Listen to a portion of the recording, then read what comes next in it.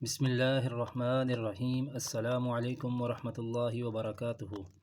آج ہم سورت البقرہ کی فضیلت کے بارے میں بیان کریں گے انشاءاللہ۔ اس سے پہلے آپ سب سے گزارش ہے کہ ہمارے چینل کو سبسکرائب کریں اور اس ویڈیو کو آگے ضرور شیئر کریں، جزاک اللہ۔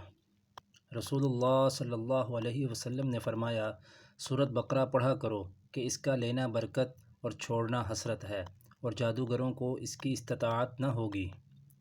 حضور انور صلی اللہ علیہ وسلم نے فرمایا، ہر چیز کے لیے ایک صنام یعنی کوہان یا چوٹی ہے، اور قرآن مجید کی چوٹی سورہ بقرہ ہے۔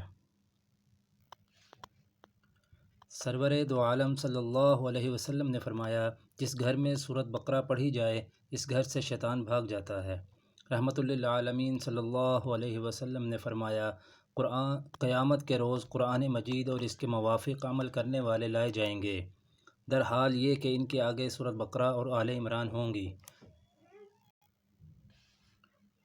اور رسول خدا صلی اللہ علیہ وسلم نے ان دونوں کے لیے مثالیں بیان فرمائیں کہ دونوں گویا چمکدار ابر ہیں، یا پانی کا بادل جس میں برق چمک رہی ہے، یا پرندوں کا جھنڈ پر کھولے ہوئے ہے سایہ کرنے کے لیے۔ بس یہ دونوں صورتیں اپنے قاری کے لیے رحمت مانگیں گی۔ جزاکم اللہ خیرہ۔